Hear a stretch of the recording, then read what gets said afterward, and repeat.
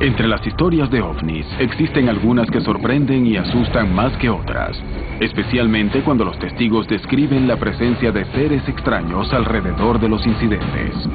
México, 1996. El país entero se aterroriza con la aparición de rumores sobre un extraño ser, el chupacabras. Peruíbe, San Pablo, Brasil, 2008. En un refugio de animales se producen 3 extrañas muertes de perros. La dueña del lugar monta una vigilia y ve algo absolutamente desconocido. Perú, 2007. Un grupo de hombres hace una vigilia cuando descubren presencias extrañas cerca de ellos. Colón, Entre Ríos, Argentina. En una zona impenetrable, los investigadores intentan determinar cómo se explica la aparición de animales mutilados. Es hora de averiguar qué se oculta detrás de las historias de ovnis y seres. En mi opinión, la mayoría de los mitos y leyendas se basan en visitas físicas de extraterrestres. De norte a sur, de este a oeste y en varias regiones de América del Sur, principalmente en esta parte del mundo, en muchas ocasiones, naves extraterrestres, sondas ufológicas y seres extraterrestres que salen de las naves como tripulantes se confunden con seres divinos o míticos, dando origen a leyendas. Las historias se repiten a lo largo del mundo y del tiempo. ¿Existe un patrón común? ¿Qué se oculta detrás de estos relatos? Los mitos y leyendas se basan en hechos reales y hemos perdido el verdadero significado o el origen de ellos. Tenemos leyendas, todas ellas referidas al fenómeno ovni, porque si alguien de una región rural, los agricultores, las personas aisladas de la sociedad o apartadas de la sociedad, si ven un objeto volador, un ovni, no van a llamarlo un platillo volador, pero van a darle un nombre que es más compatible con su cultura, con su religiosidad, con su grado de interacción con los progresos del planeta. Las historias de avistamientos de extraños seres son las más fascinantes para los estudiosos del fenómeno ovni. Estas nos permiten conocer si realmente estamos siendo visitados o si la necesidad de creer del hombre es capaz de llegar tan lejos. Es hora de ir en busca de respuestas. La mañana del 2 de septiembre de 2008 comenzaría con terroríficas novedades en la región de Peruíbe, Sao Paulo, Brasil. En un refugio para animales de la calle, se produjo un ataque a las mascotas que aparecieron mutiladas de una manera tan extraña que los dueños del lugar no lograron identificar qué o quién las atacó. Fue usada una tecnología muy sofisticada para hacer esto con un animal en medio de un bosque, en una región de difícil acceso al lugar. Y lo curioso de lo que yo vi, lo extraño, es que los elementos no estaban desgarrados. Cuando un animal muerde, un depredador muerde, él destruye el tejido. En este caso no hubo destrucción, eran cortes realmente precisos todos ellos. Y la muerte, como ocurrió la muerte de estos cachorros, es todo muy extraño. ¿A qué se podían deber estos extraños ataques? ¿Hubo algún tipo de explicación? Los cadáveres de los perros serían una pieza fundamental para poder explicar lo que había sucedido esa extraña noche. El cuidador me llamó a mí 6:30 de la mañana, diciendo que tenía 3 animales muertos y uno gravemente herido. El ataque había ocurrido en un lugar donde había casi 200 perros en ese entonces. ¿El ruido no alertó a los serenos? Por la noche no ladraron nada. Ladraron hasta la 1 de la mañana y después pararon de ladrar. Los cuidadores que vivían cerca no escucharon nada, nadie oyó nada. Cuando vi a los animales me di cuenta de lo siguiente: todos los animales estaban quietos y asustados. Uno se había escondido, otro estaba oculto en algún otro lugar, lejos de donde ellos están acostumbrados a estar abrigados. Pero los 3 que fueron asesinados tenían la misma lesión y estaban en la misma posición. Ellos estaban en el suelo.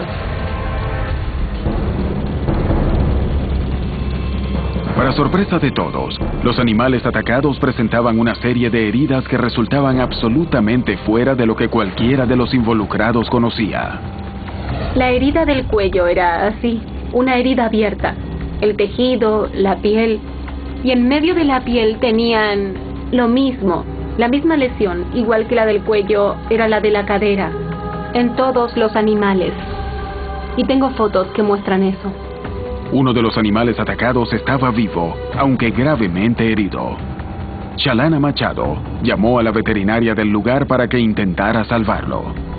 Fue una verdadera escena de terror en 2008, porque llegué, tenían a los animales ya muertos con una lesión muy extensa en la cadera, en la región del cuello, la yugular, y la lesión era demasiado extensa, con una profundidad muy grande, un corte bien profundo. Yo pensé que podía haber sido un puma o un pecarí que los había atacado. Ilsa Xavier dio aviso a las autoridades ambientales, creyendo que se trataba del ataque de un animal salvaje que había que capturar antes de que se produjeran más daños, pero recibió una respuesta sorprendente. Después la policía ambiental vino a decirnos que no tenían ningún reporte de ningún puma andando por aquí. Y realizaron sus investigaciones, hicieron todo lo requerido y afirmaron que en realidad no había sido hecho por ningún otro animal o alguna persona usando un arma blanca o algo así. Y luego también enviamos a profesores de la facultad y ellos dijeron también que no identificaron la lesión. Xavier y Machado recordaron las denuncias de avistamientos de ovnis ocurridas días antes. Comenzaron a sospechar que algo más estaba ocurriendo y se pusieron en contacto con un equipo de investigadores ufológicos. A finales de los años 2000, la década de 2000 a 2010, en los años 2008, 2009 y 2010, tuvimos muchos casos ocurridos en la región de desembarques de naves y también de mutilaciones de animales.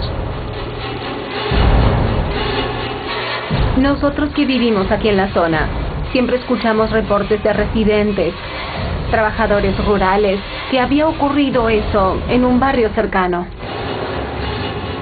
Los propios vecinos decidieron organizarse para intentar darle una respuesta al interrogante sobre lo que había sucedido aquella noche. Entonces, después de lo que ocurrió con los perros, decidimos empezar a montar una vigilia para ver si encontrábamos el animal o la persona que hizo esto, un cazador o algo así, o podíamos encontrar algo y comenzamos a montar vigilia. Al realizar la vigilia, se encontraron con un resultado que jamás habían imaginado. ¿Qué recorría la mata de Peruíbe? ¿Era un animal? ¿Fue un grupo de humanos? ¿Era un ser extraterrestre? ¿Qué fue lo que mató a los perros?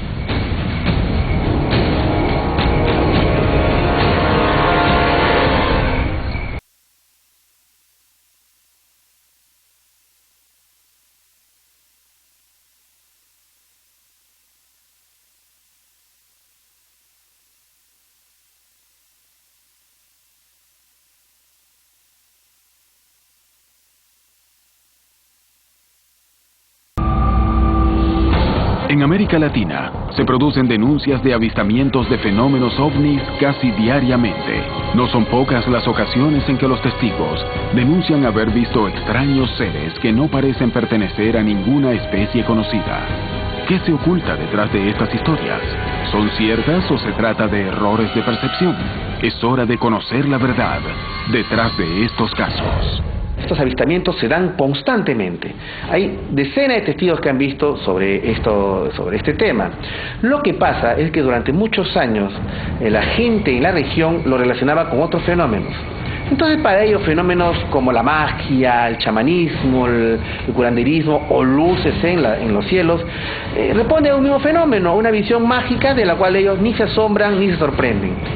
Alguien vio una sonda luminosa haciendo su exploración, una sonda de origen extraterrestre, y decían que allí estaba una gran cobra o boitatá o una mula sin cabeza. Son todas las denominaciones populares que a lo largo de las décadas, de los siglos, fueron atribuidas a las manifestaciones luminosas que son muy reconocidas y documentadas por los ufólogos. Alrededor de todo el mundo tenemos textos antiguos en los que nuestros ancestros, ellos mismos, describen, por ejemplo, escudos voladores que descienden desde el cielo o escaleras celestiales bajando de huevos cósmicos, entre comillas, por supuesto, y luego desde las escaleras de los escudos o huevos cósmicos emergen estos seres. Fíjate lo interesante, viene de arriba. Antiguamente las culturas precolombinas acá hablaban de los seres que venían de la montaña. La mitología griega te habla del Olimpo y de los dioses que existían de arriba. Es decir, y la religión más tradicional tú hablas de los ángeles, ¿no? Caídos también vienen de arriba. Los extraterrestres también cumplen ese factor, vienen de arriba, vienen del espacio. Y de una u otra manera parece que tienen que ver con cosas emocionales que nos permiten saber de que no estamos solos. Hay una necesidad de consuelo con estas creencias. Y ellos fueron quienes, de acuerdo con nuestros ancestros, impartieron sus conocimientos, fundamentalmente para impulsar nuestra civilización. Así, nuestros antepasados recibieron asistencia directa, nada menos que de extraterrestres de carne y hueso. Y extraterrestres que tienen una conformación bastante típica, una conformación antropomórfica, que se relaciona mucho con todo este ideal de extraterrestre que aparece en la ciencia ficción y en las películas. El extraterrestre políticamente correcto, como digo yo, es el famoso gris, este hombrecillo cabezón de 1,40 m, ojos almendrados, cuerpo raquítico, que se dedica a secuestrar. Este es el extraterrestre que es vendido a través de los medios de comunicación, a través de Hollywood, y diciendo de que es el extraterrestre negativo, el extraterrestre que va a atacar y que va a invadir. Tengan mucho cuidado con el tema extraterrestre porque te puede invadir. Más allá de las historias mitológicas en Peruíbe, los perros habían sido encontrados mutilados y nadie sabía quién o qué era el responsable. En la mañana del 2 de septiembre de 2008, se produjo la mutilación y muerte de 4 perros que se encontraban en un refugio para animales recogidos de la calle. Las heridas consistían en cortes precisos sin derramamiento de sangre. Los perros tenían cortes en las ingles, de donde se había extraído los órganos reproductivos. La dueña y la veterinaria del lugar llamaron a las autoridades ambientales y a los docentes de la facultad para que analizaran los cuerpos y la zona. Ambos estudios confirmaron que no se trataba del ataque de un animal ni de heridas causadas por una persona. Intrigadas por descubrir la verdad, decidieron realizar una vigilia buscando establecer qué había causado una mutilación semejante. Está habiendo muchas apariciones en la región. ¿Puede ser una cosa ufológica? ¿Eso puede ser? ¿Un alienígena o algo así? A pesar del temor por ser atacados, querían saber qué había ocurrido con los perros. Y me dijeron, no hay posibilidad de que haya sido alguna especie alienígena. Entonces decidimos montar una vigilia para ver si conseguíamos filmar o ver algo. Luego de la tercera noche vigilando el lugar, Machado y los caseros lograron encontrar una explicación. Ella estaba detrás del terreno y en una mata cerrada, según su relato, ella pudo ver a una criatura con ojos rojos. En medio de la noche, mientras realizaban las rondas de vigilancia, un movimiento les llamó la atención. Primero, pasó corriendo en medio de la vigilia, a las 11:30 de la noche. Cuando eran las 5, nosotros vimos al ser. El grupo comenzó a asustarse. Sabían que el peligro estaba cerca. Algo parecía estar rodeándolos. Los movimientos de la figura fueron muy rápidos, pero con las linternas alcanzaron a divisarlo. Era pequeño, alrededor de 1,30 m, 1,20 m. Era como del tamaño de un niño de 6 años, delgado, los pies inclinados así. ¿Cómo puedo describir qué tipo de pie? Era un pie fino, así inclinado, en esta posición más o menos. Las rodillas dobladas, caminando así. Los pies eran grandes así y las manos estaban así, con la piel oscura y lisa. Cabeza calva, todo sin pelos. y pasó lentamente. Caminó una distancia de más o menos 15 metros y se metió entre las plantas.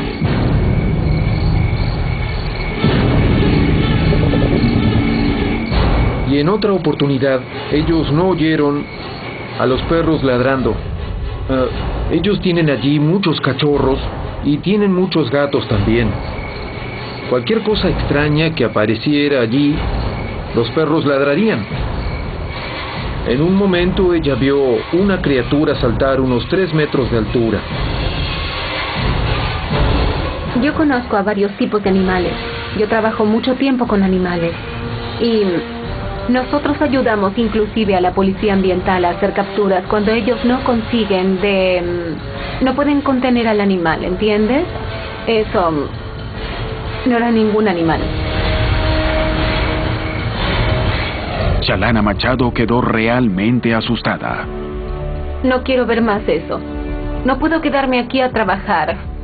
¿Entiendes? La gente está asustada con todo eso que pasó. Entonces, ya no quiero ver más eso. No quiero. Es muy difícil para mí venir aquí de noche. El incidente de Peruíbe es solo una de las inexplicables historias de testigos que han visto extraños seres. ¿Qué fue lo que atacó a los perros? ¿Qué vieron los testigos? ¿Pudo tratarse de un animal desconocido? ¿Pudo tratarse de un ser de otro planeta?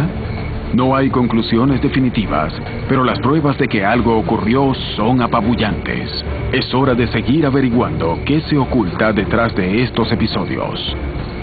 En abril de 2007, Juan Lozano había recibido un mensaje extrasensorial solicitándole dirigirse a la Laguna Negra en Huancabamba, pero se llevaría una sorpresa aún mayor. Al llegar, junto al grupo que lo acompañaba, sería testigo de la presencia de seres extraños. Pruebas concretas podrían corroborar esta historia. Es un caso muy interesante. Juan Lozano tiene un sueño en el cual le manifiestan que tenía que ir a una laguna. Y en esa laguna iba a encontrar estos restos arqueológicos marcados en la piedra llamados petroglifos. Los mensajes decía, ustedes tienen que ir, van a encontrar petroglifos, van a encontrar una serie de manifestaciones primeramente naturales. Lo que ellos estaban diciendo era que tenían la comunicación de que tenían que llegar a una laguna madre. Las Guarinjas son más o menos 50 lagunas en el Alto de Piura, así que cualquiera de ellas podía ser. Juan Lozano, convencido del mensaje, decidió organizar una expedición con un explorador y un grupo de amigos. Ellos deciden ir a una laguna, entre comillas, peligrosa en el sentido de que tiene mucha carga energética, según las creencias de la zona, la denominada la Laguna Negra. Según Lozano, en la región encontrarían una serie de petroglifos que nada tenían que ver con lo que se conocía en esa zona. Interesados por el desafío, decidieron partir.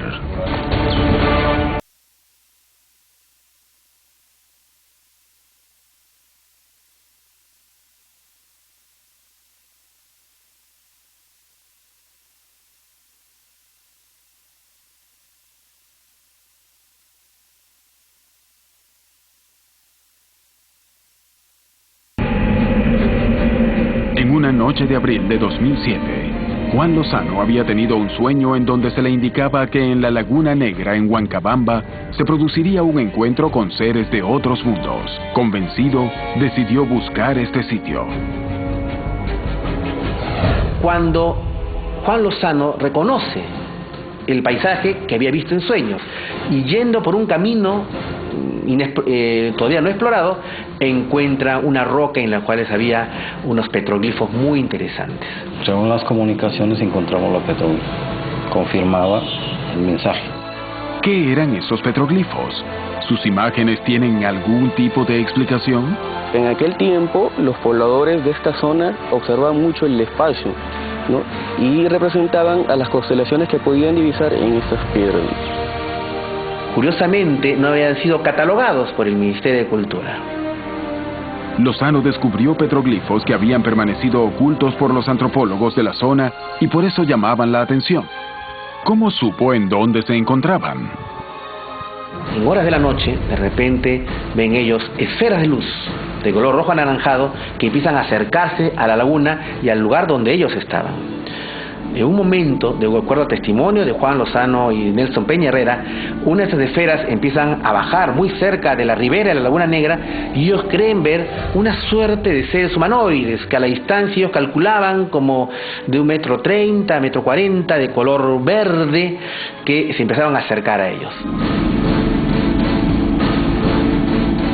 Yo recuerdo muy bien las orejas largas, los brazos largos, y me recuerdo muy bien que Enzo me decía: ¿qué vamos a hacer, Juaneco? Pues ya se sentía un ambiente pesado, se sentía como que algo nos iba a suceder, algo malo nos iba a pasar. ¿Qué podría sucederles? ¿Era real lo que estaban viendo o se trataba de algún tipo de sugestión? Mientras presenciaban el fenómeno, algo más extraño estaba a punto de ocurrirles. Y eso comenzó a aparecer una luz como un fluorescente. Comenzó a crecer y se formó entre los cerros un artefacto, digamos así, una nave. Yo le calculo unos 500 metros de ancho porque abarcaba mucho. Y el lugar se puso como si fuera las 6 de la mañana amaneciendo. Y cuentan que detrás de justamente de la Laguna Negra vieron iluminarse totalmente esta y ascender una luz muy pero muy intensa que fue llenando de un resplandor todo alrededor, y ellos veían cómo a medida que este resplandor muy intenso, una luz blanca muy fuerte, iba avanzando y las otras esferas se iban desvaneciendo.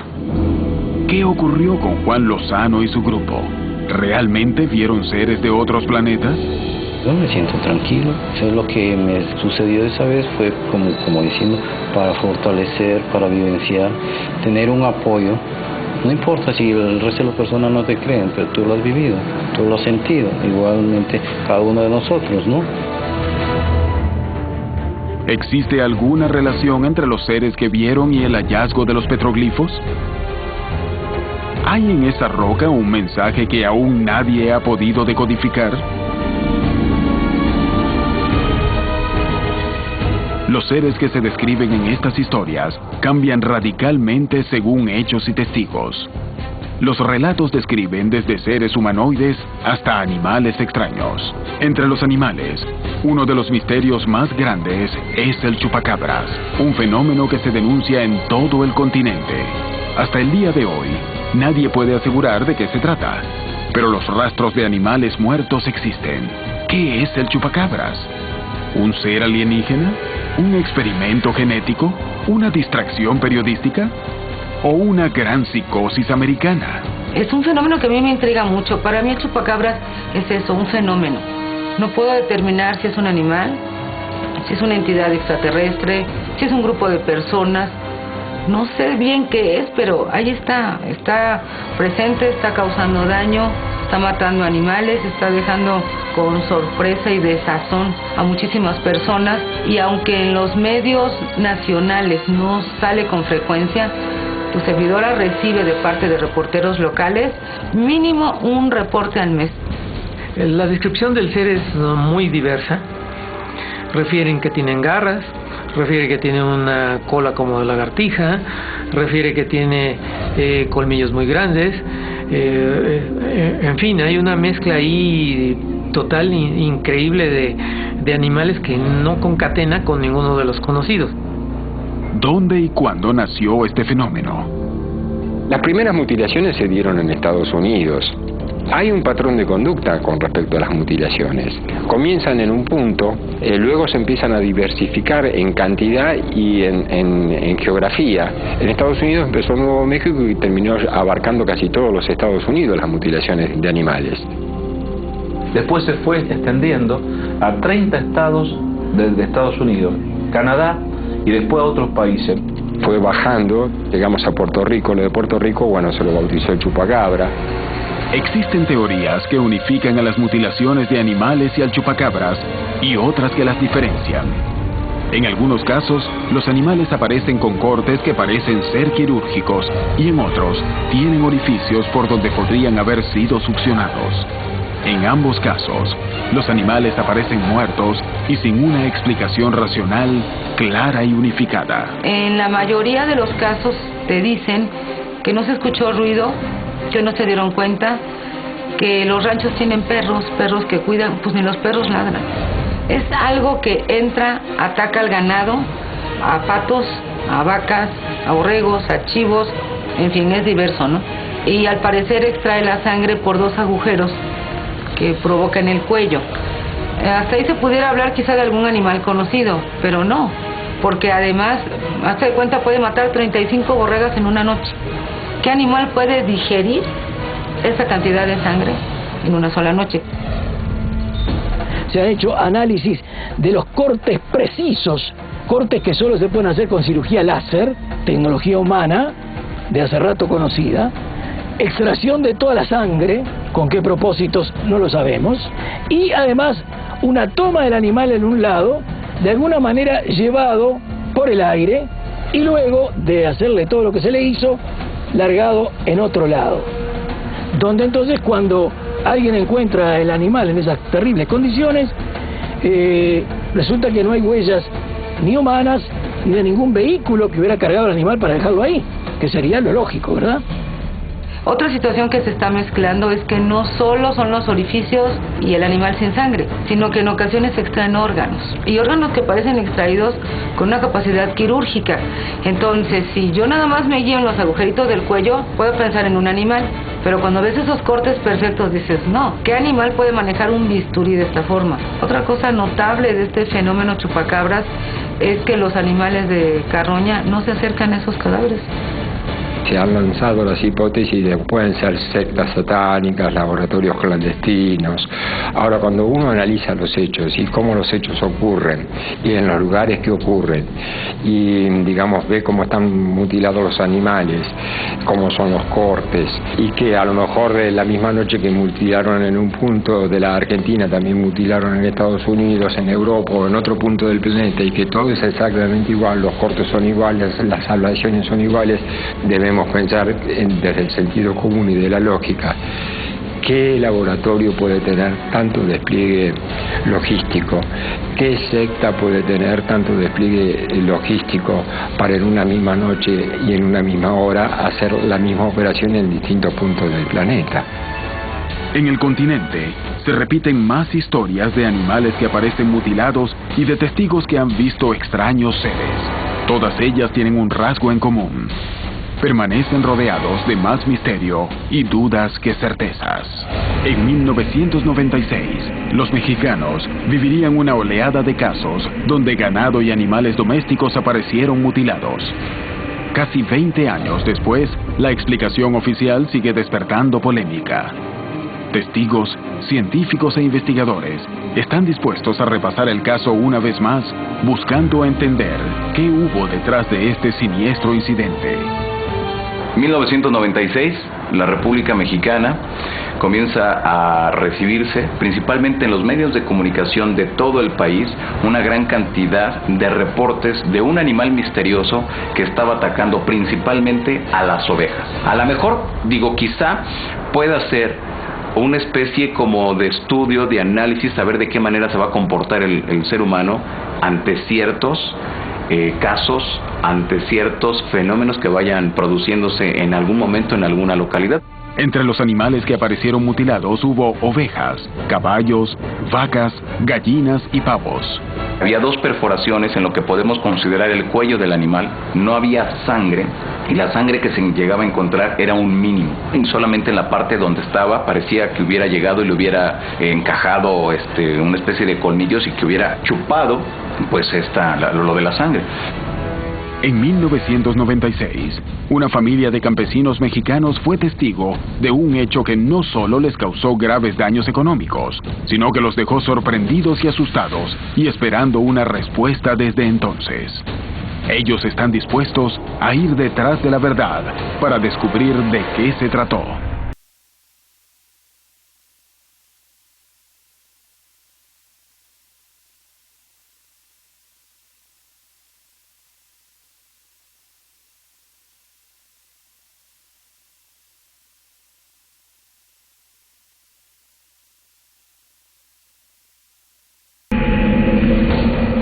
1996, los campesinos de México resultaron testigos de una serie de episodios de mutilaciones de ganado que se presentaron en oleada y cuya explicación oficial sigue despertando polémica. 20 años después, una de las familias perjudicadas está dispuesta a ir en búsqueda de la verdad. Y aquí fue donde mataron a los borregos. Y ya no es el corral como estaba, ¿verdad? No, pues ya hace muchos años, tiene unos 16, 18 años. Mi niño estaba chiquito. Vino a ver, darles de comer, y cuando él vino, pues se espantó. Me fue a ver y me dice, mamá, dice, tu borrego no tiene ojos. ¿Cómo va a tener ojos el borrego? Dice, no, ahí vengo, no, si encontré el animal tirado, no tenía ojos, no tenía lengua y ni una gota de sangre. Los perros aquí estaban, pero no, un perro si luego ladra cuando entra otro animal o algo así, pero no. Nada se escuchó, nada. No, pues el corral era aquí, pues nosotros lo íbamos hasta allá. El hecho de que no se hayan producido ruidos durante el ataque del borrego fue algo que llamó la atención de muchos de los involucrados, revelando que algo más podría estar ocurriendo. Pero ese no fue el único dato llamativo de este incidente. Los testigos hallaron algo mucho más extraño y escalofriante.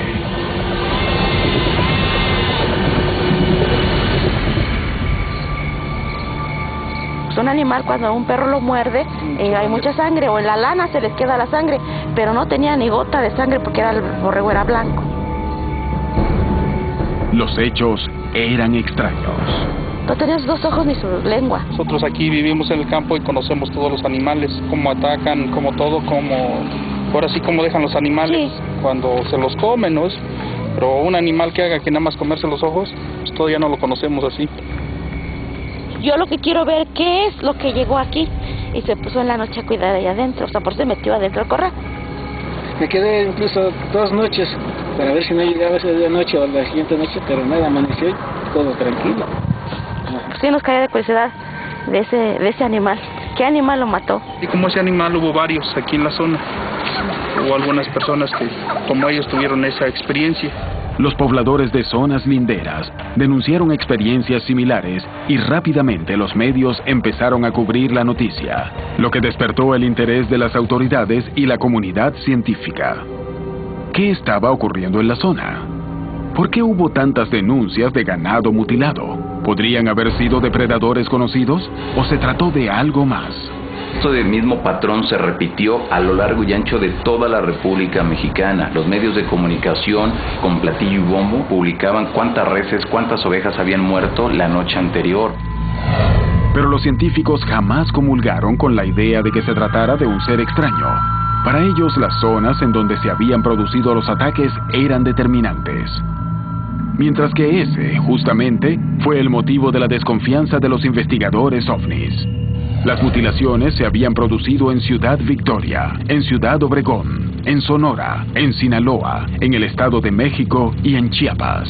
Calculando las distancias, que son poco más de 3,000 kilómetros, si el animal se dedicara solamente a volar, esto implicaría un vuelo de más o menos 200 kilómetros por hora, las 24 horas. Según el periódico, también nada más chupa sangre en la noche. Entonces ya va a 400 kilómetros por hora durante el día. Y si a esto le sumamos el tiempo que debe de tardar en atrapar al borrego y chuparle la sangre, bueno, es un animal que vuela a velocidad de jet. Sí, pero de jet no comercial, sino especial. Las explicaciones más escépticas no lograban convencer a los testigos, que estaban seguros de lo que habían visto. Se dice que era un animal con la trompa muy larga, con alas, con un rabo gigante. Los testigos parecían coincidir en el relato de lo que habían visto. ¿Se trató de una confusión? ¿Estaban ante la presencia de un animal ya clasificado pero ajeno a la zona? ¿O se trató de algo más? Y ya cuando vemos todos los casos que sucedieron al norte de la República Mexicana, casos que sucedieron en la zona centro y en el sureste, vemos que es el mismo patrón y el ser es descrito prácticamente de la misma manera. Un ser de medio metro, a otros aseguran que era de 1 metro, y el ataque en ocasiones llegaba a 30, a 40 ovejas. no puede explicarse desde un punto de vista biológico. Si sangró a más de 20 borregos, cada borrego tiene 3 litros de sangre, pues son 60 kilos dentro del estómago. Un animal con un estómago de 60 kilos debe pesar 100 kilos. Y para levantar el vuelo, un animal de 100 kilos hubiera necesitado alas de cerca de 500 metros. Y además con huesos que fueran de titanio, porque si no se iban a quebrar por el peso mismo de la carga. Las hipótesis científicas parecían agotar las posibilidades de que se tratara de un animal conocido. Pero ¿cómo conciliar lo visto por los testigos, los ataques y los análisis de los científicos? También hay que recordar que estos ataques por lo regular se dan en comunidades muy apartadas de las grandes ciudades, que a lo mejor no fue solamente uno, sino que fueron muchos animales que llegaron a atacar. Y lo que se encontró es que eran mordidas de perro. Ahora, no había charcos de sangre. No, estaban a 45 grados de temperatura. Es decir, toda la sangre se había coagulado por el calor tan brutal que había. La comunidad científica había dado su veredicto, pero seguían dejando a los investigadores y a los testigos con algunas incertidumbres. ¿Por qué muchos perros atacaron en zonas distintas tanto ganado casi al mismo tiempo? ¿Por qué no dejaban huellas ni emitían sonidos? ¿Por qué los animales carroñeros no se acercaron? ¿Qué hubo detrás de estas historias? Para mí es un mito generado en momentos críticos de la sociedad. Y resulta que aparece en una época de crisis muy particular, que es cuando tenemos una sequía sumamente fuerte, sobre todo en los estados del norte. Mucha mortalidad de ganado. El problema de quién paga por este ganado muerto, en cierta medida, si se lo atribuyo a una causa como el chupacabras, es posible que la aseguradora nacional pueda pagar ese seguro. Es un animal que, pues al ataque que hace, pues no conocemos ningún animal de ese tipo. ¿Tienen razón los científicos? ¿Tienen razón los investigadores? En cada región existe una explicación diferente para justificar estos ataques. Nadie se pone de acuerdo sobre lo que es. La única certeza es que los animales continúan apareciendo muertos en circunstancias realmente extrañas. En Colón, Entre Ríos, Argentina, una ciudad entera comenzó a ser testigo de extraños avistamientos de fenómenos ovni que despertaron la curiosidad de un grupo de investigadores, quienes viajaron a la zona para buscar respuestas. Al poco tiempo de llegar, descubrirían que allí sucedía algo mucho más grande de lo que podían imaginar.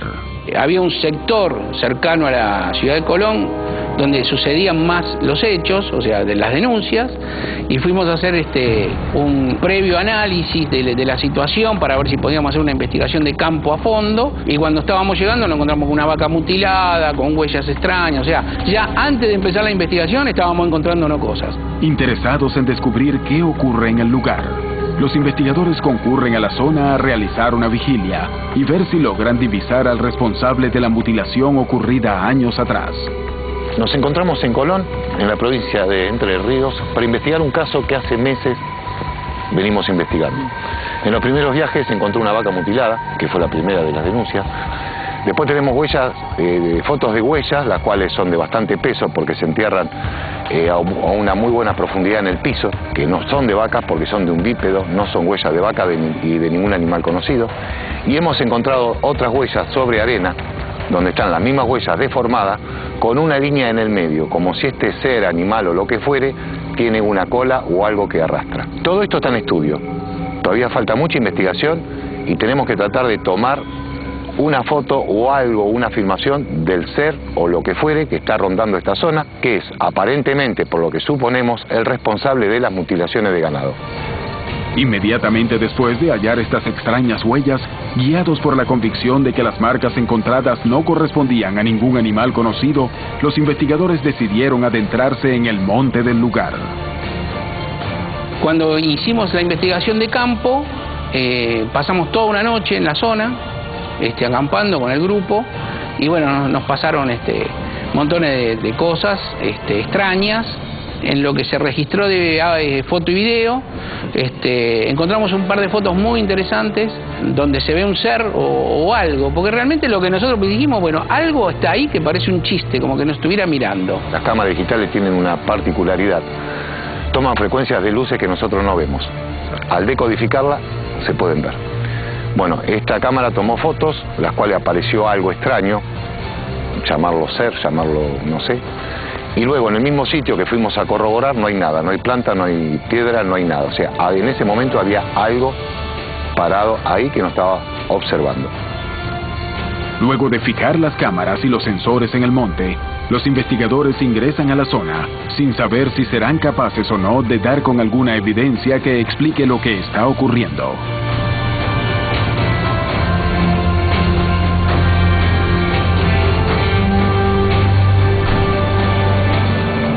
Bueno, llegamos a la zona del monte, así que vamos a dividirnos. Martín para un lado, Julio hacia el otro, divídanse y vamos a ver qué pasa.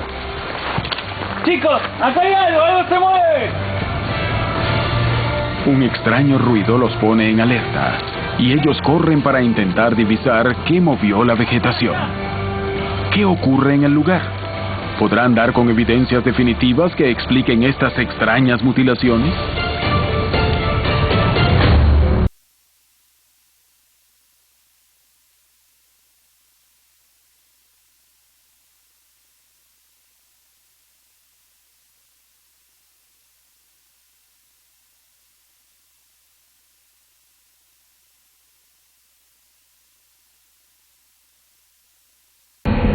Desde el año 2000, la zona de Colón, Entre Ríos, Argentina, ha sido un lugar donde se producen frecuentes denuncias de avistamientos de fenómenos ovni. Atraídos por estas historias, un grupo de investigadores se dirigió al lugar donde encontraron ganado mutilado. Luego de investigarlo, hallaron indicios de que algo extraño ocurría y que los ataques no podían explicarse debido a la presencia de algún animal conocido. Dispuestos a encontrar evidencias irrebatibles, los investigadores regresan a la zona. Se acercan con cámaras y sensores para descubrir qué ocurre allí. En medio de la vigilia, logran divisar movimientos entre la maleza y corren hacia el lugar. ¡Allá hay algo! ¡Algo se mueve! ¡Allá! ¡Venga!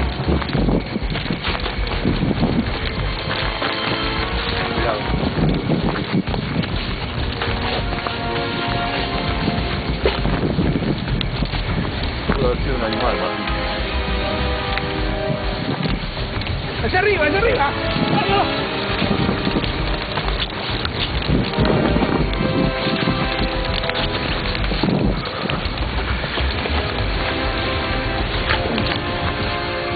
Pese a no lograr ver qué se movía en la maleza, los investigadores establecen hipótesis de trabajo que podrían explicar qué está ocurriendo. Allá arriba estaba. No, puede ser un pájaro. Hay Sí, muchos ¿no? pájaros nocturnos acá en esta zona. Era bastante grande. Bueno, Martín, uno de los investigadores, vio algo moverse entre la maleza y bueno, vinimos todos corriendo a tratar de ver qué era, no pudimos verlo. Acá se supone, por lo menos lo que en el ámbito de la República Argentina corresponde, de que ha habido mucha experimentación genética por parte de norteamericanos en la zona de Bolivia y Paraguay. Y algunas de esas bases han sido destruidas porque se ha desmadrado el tipo de experimento que estaban haciendo. Llámese X. Me parece que es una zona que todavía da para seguir investigando y mucho. Los hechos ocurridos en Colón no han recibido explicación aún, pero todavía queda mucho por investigar en esta zona, buscando establecer qué se oculta detrás de estas historias de mutilaciones y presencia de seres. ¿Estamos frente a hechos que podrían explicarse por alguna vía conocida? ¿O se trata realmente de la presencia de seres de otro planeta? Las historias se multiplican. Los pobladores denuncian casos donde la ciencia no logra explicar todos los hechos. Algunos de ellos dan testimonio de haber visto extraños seres, pero las evidencias tampoco son concluyentes respecto a que se trate de seres de otro planeta. ¿Qué se oculta detrás de estos eventos? UFO es un término que fue acuñado por el gobierno, ya a comienzo de los años 50, fines de los 40, como parte de su esfuerzo por mantener a la gente en realidad prestando atención a eso. El gobierno de los Estados Unidos, por lo menos, sabía que había extraterrestres aquí. Pues ya darle pie al sensacionalismo y a las divulgaciones que han contaminado mucho esta fenomenología. Han contaminado al punto de que el fenómeno como tal, que te insisto, es un fenómeno que estamos interpretando, ya se asocia con contactismo, con abducciones, con extraterrestres de la antigüedad y toda una serie de condiciones que tienen que ver más con la ciencia ficción que con la investigación seria del fenómeno. UFO se convirtió en un acrónimo usado para ridiculizar a la materia y también que sea siempre ambiguo. Porque si es identificado, ¿por qué es tan importante? El hecho es, siempre ha sido acerca de extraterrestres. Creo que, aún teniendo la tecnología de quien está piloteando los ovnis, no sabemos exactamente de dónde vienen. No creo que alguna vez se haya dado una historia verdadera de quiénes son estas criaturas que vienen en estas naves. En todo el mundo tenemos mitos y leyendas que son muy peculiares en la naturaleza porque estos describen cosas que parecen tener su origen en el reino animal. Sin embargo, cuando se mira más de cerca, los animales no fueron descritos como animales normales y tenían algún tipo de poderes mágicos o eran capaces de hacer cosas que los animales normales no harían. El fenómeno ovni es real. La gente está viendo las cosas. La gente ha tenido experiencias reales. Y esa es la realidad. El fenómeno ovni es real, pero aún no sabemos qué es. Lo que llama la atención acá es el fenómeno de las creencias. Cómo de una u otra manera las creencias en manifestaciones del tipo ufológica tienen una directa influencia en las percepciones que las personas tienen sobre ese fenómeno. Es decir, generalmente quienes creen en ovnis son quienes más los ven. Está presente este factor al punto que llega a convertirse de un estímulo que, como te digo, en aeronáutica definimos como neutro, no sabemos qué es, un fenómeno que está en el cielo, a una interpretación ya de este corte. Lo más interesante ya no es solamente el fenómeno ovni, sino que la interpretación que de él tenemos. No estamos solos en el universo. De hecho, tenemos compañía ahora. Y tal vez hay conexiones entre nosotros y los extraterrestres que se remontan muchos años atrás. Cuando uno más avanza, más seguro está o más sospecha de que estamos ante una tecnología no terrestre. Ese es el fenómeno de ET y es así de simple. En realidad no es tan complicado. Tenemos visitantes de otro mundo y de ese fenómeno nos ocupamos.